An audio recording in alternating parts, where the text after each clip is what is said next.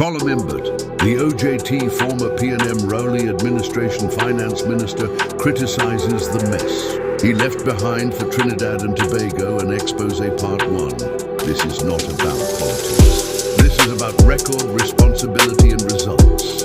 Colm Imbert now wants to lecture Trinidad and Tobago's new government about fiscal risk, debt, oil prices and foreign exchange.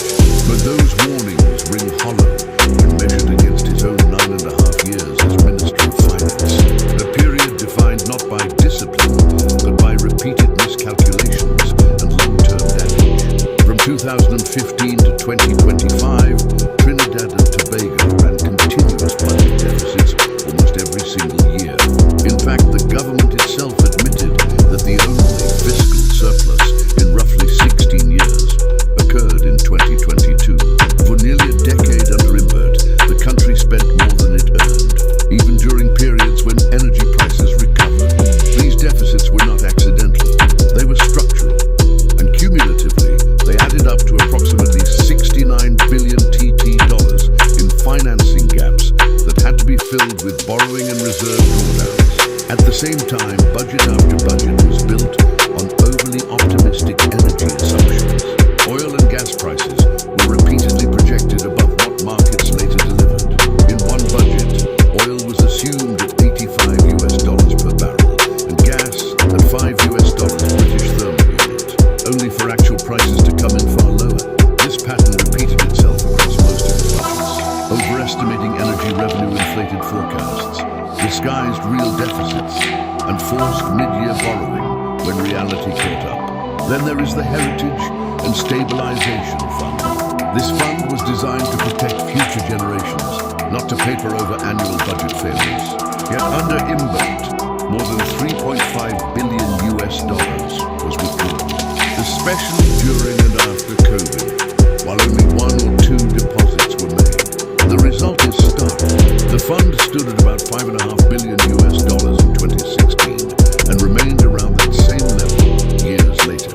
After nearly a decade, it barely moved. Had withdrawals been restrained and rules respected, the fund could reasonably be worth $10 to $13 billion today. Instead, it flatlined. Debt tells an even harsher story. National debt more than doubled under his watch, rising from roughly $89 billion Trinidad and Tobago dollars in 2015 to close to $150 billion by 2025. Foreign debt also more than doubled, climbing from about $2.5 billion to over $5.5 billion.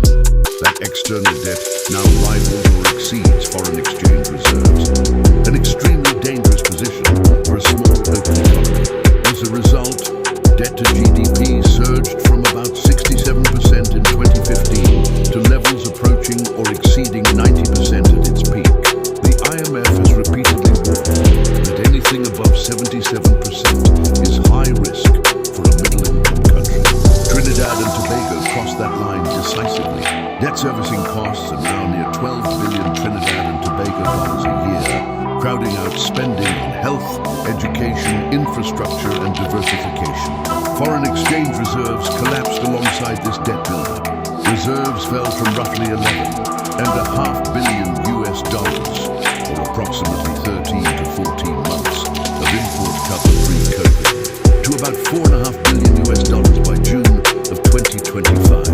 Import cover shrank dramatically now to 5 months in 2025, and businesses across the economy faced persistent foreign exchange shortages. This happened despite higher taxes, higher fuel prices and increased borrowing. And yes, fuel prices were raised multiple times under Imbert. Mr. Imbert once stated that, quote, he raised gasoline prices 3 times, and the people of Trinidad and Tobago have not rioted yet. Gasoline and diesel increases rippled through transportation. Food prices, logistics, airline costs and everyday living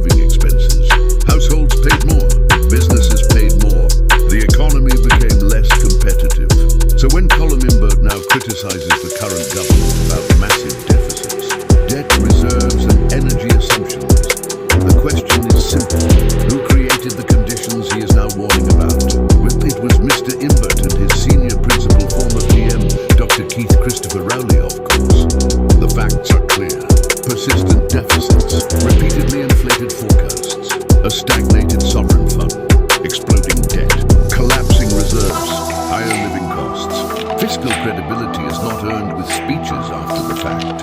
It is earned through outcomes over time.